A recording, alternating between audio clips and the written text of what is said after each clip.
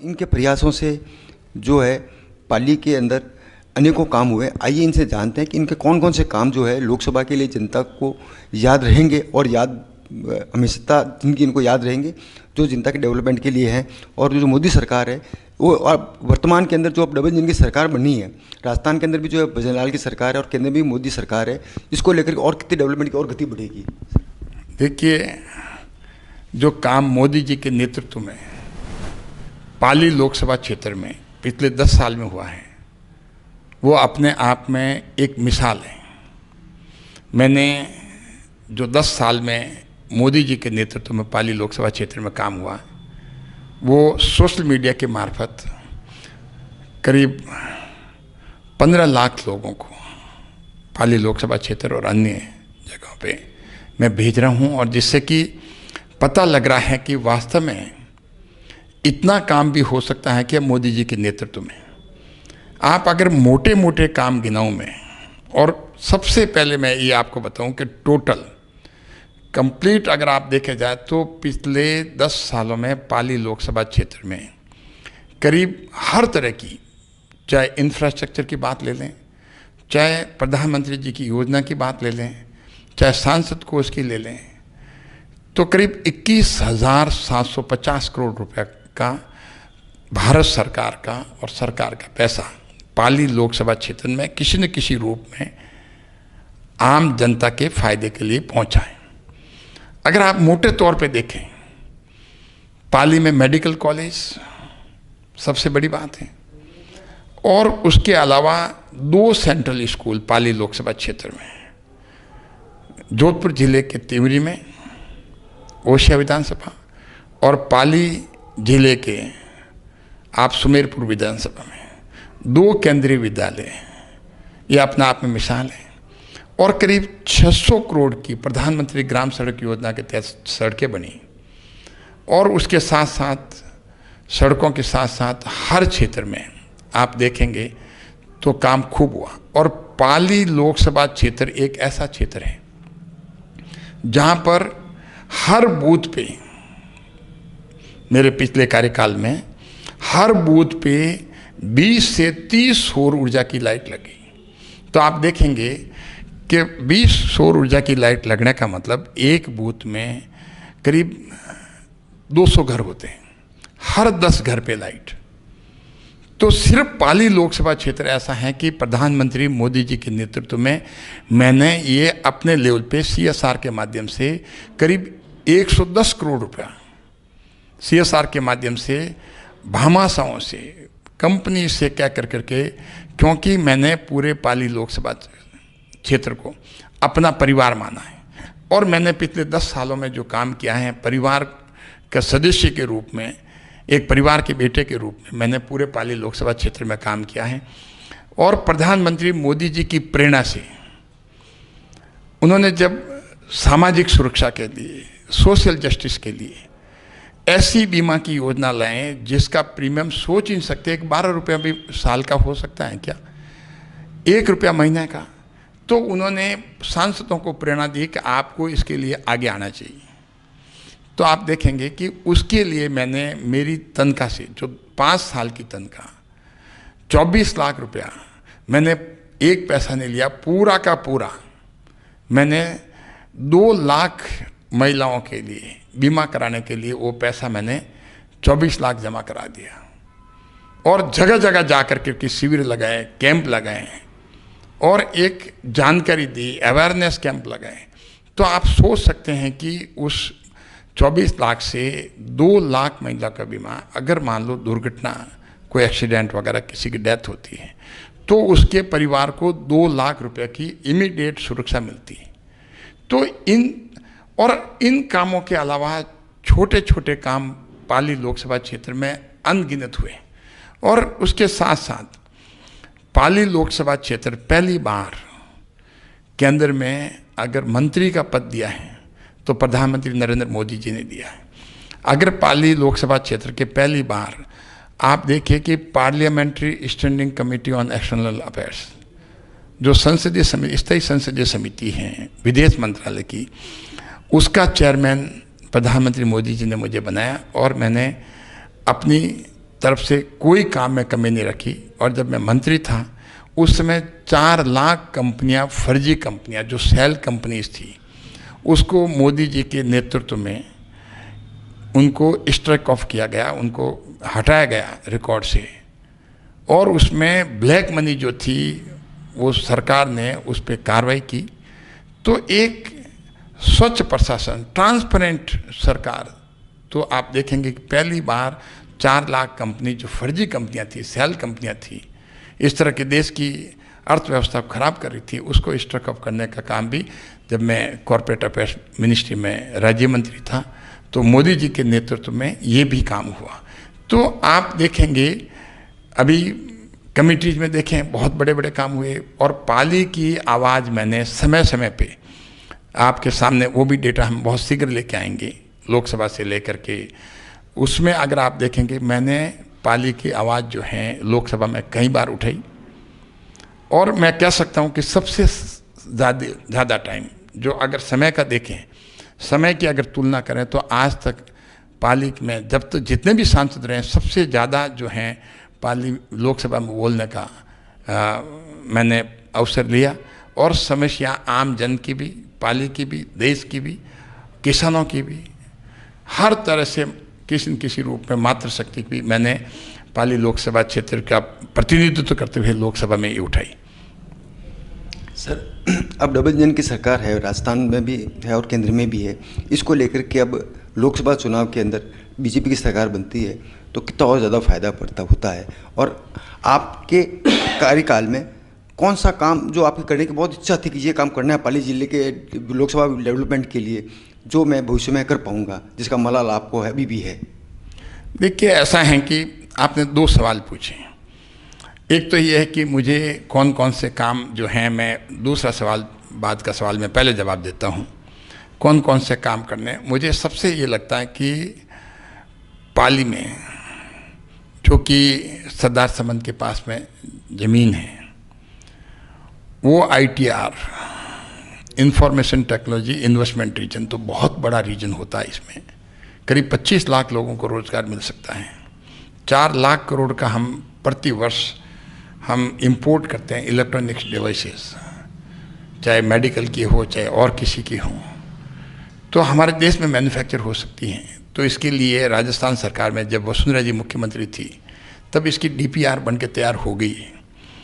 तो इस बात को मैं कोशिश करूंगा कि यहाँ पर इस तरह का ये हब आए पूरे भारत में, जो कि अपना आप में पूरे विश्व में इसका नाम हो कि भाई कि पाली में ITR है, इंफॉर्मेशन टेक्नोलॉजी इन्वेस्टमेंट रीजन, और बड़ी बड़ी कंपनियां हैं। तो रोज़गार जो हैं विश्व स्तर की कंपनियां भी होगी, तो उसमें रोज़गार जो है वो बढ़ेगा।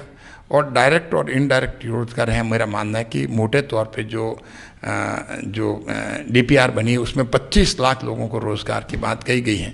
तो ज़मीन की कोई कमी नहीं, 10,000 बीघा तो सरकार की ज़मीन है। और उसके बाद में एक ही जगह, और उसके बाद में आसपास जो ज़मीन मिला करके, जब हमारे पहले कुमारपाल गौतम जी जब कलेक्टर थे, उन्होंने 50,000 बीघा ज़मीन जो है वो शॉर्ट लिस्ट करके गवर्नमेंट को भेजी थी। और दूसरा काम जो है मुझे लगता है कि जो बिलाड़ा से रास तक या बिलाड़ा से बर तक जो रेल लाइन जो बन नहीं पाई, तो मैं चाहता हूँ कि वो भी काम हो। तीसरा जो है जसवंत सागर डैम जो है उसका पुनर्भरण का काम हो, जवई बांध का पुनर्भरण का काम जो है वो हो। और जहाँ प्रधानमंत्री ग्राम सड़क योजना के तहत ऐसे गांव जहाँ सड़कें नहीं बनी हैं वहाँ पर पूरी सड़कों का काम हो। और केंद्रीय विद्यालय जो हैं बिलाड़ा भोपालगढ़ में, मैं चाहता हूँ वहाँ पर भी खुलें। और उसके अलावा जल जीवन मिशन के तहत मैं चाहता हूँ जल्दी से जल्दी काम हो और हर गांव और ढाणी में पीने का पानी जो आम जनता को पहुँचे, ये मेरी प्राथमिकता रहेगी। और ये भी प्राथमिकता रहेगी कि जहाँ पर ऐसी ग्राम पंचायतें, ऐसे गांव जो कि अभी भी कच्चे रास्ते हैं और आम जन को परेशानी होती है, तो उसके लिए जो है उस गांव जो सड़कों से जुड़े, तो ये भी मेरी इसमें प्राथमिकता रहेगी। और एक पाली शहर में यहाँ पर महाविद्यालय खुले, यूनिवर्सिटी खुले, ये भी क्योंकि यहाँ पर बहुत ज़रूरी है यूनिवर्सिटी खुलना, क्योंकि इसका एरिया जो है पूरा पाली जिला है और जालोर सिरोही भी एरिया लगता है, कुछ राजसमंद का भी लगता है। तो यहाँ पर यूनिवर्सिटी होना विश्वविद्यालय होना पाली में बहुत ज़रूरी है। सर, इस लोकसभा चुनाव के अंदर मोदी जी के चेहरे के साथ जो है राम मंदिर का भी जो है माहौल बना हुआ है, इसको लेके भारतीय जनता पार्टी को कितना फायदा होगा? देखिए, ऐसा है कि आपने एक क्वेश्चन में उसमें रह गया था, मैं इसका भी जो जवाब दूंगा। सबसे बड़ी बात है, आपने कहा कि डबल इंजन की सरकार है। डबल इंजन की सरकार का सबसे बड़ा फायदा जो प्रधानमंत्री मोदी जी की योजनाएं गरीबों के लिए थी, किसानों के लिए थी, महिलाओं के लिए थी, वो योजना पिछले 5 सालों में केंद्र सरकार की योजनाएं पूर्वत कांग्रेस सरकार, अशोक गहलोत सरकार ने बस्ते में बांध रखा था। वो नहीं चाहते थे कि मोदी सरकार की योजनाएं अगर धरातल पर चली गई तो मोदी जी की वाह हो जाएगी। और यही कारण है कि डबल इंजन की सरकार बनते ही आप देखेंगे कि अब जगह जगह शिविर लग रहे हैं, कैंप लग रहे हैं, और विकसित भारत और मोदी सरकार की गारंटी की गाड़ी हर ग्राम पंचायत में, हर नगर परिषद और नगर पालिका में जा कर के उन लोगों का रजिस्ट्रेशन कर रही है, उन लोगों का नाम लिख रही हैं जो कि हकदार हैं, जो वंचित रह गए। 5 सालों तक वो मोदी जी की योजना को देख रहे थे कि हमें ये मिले, लेकिन उसका इम्प्लीमेंटेशन का काम राजस्थान कांग्रेस सरकार का, पूर्वत कांग्रेस सरकार का था, लेकिन उसने कुछ नहीं किया। अब मैं लगभग, आप देखें, मैं 70 कैंपों में जा चुका हूँ और वहाँ पर जा कर के मैंने देखा कि जिस हिसाब से आम जन उमड़ रहा है उन कैंपों में आकर के, और उनको मोदी सरकार की गारंटी की गाड़ी पे एक विश्वास है, मोदी की गारंटी पे एक ज़बरदस्त उनको विश्वास है, और इसी कारण से रजिस्ट्रेशन हो रहा है।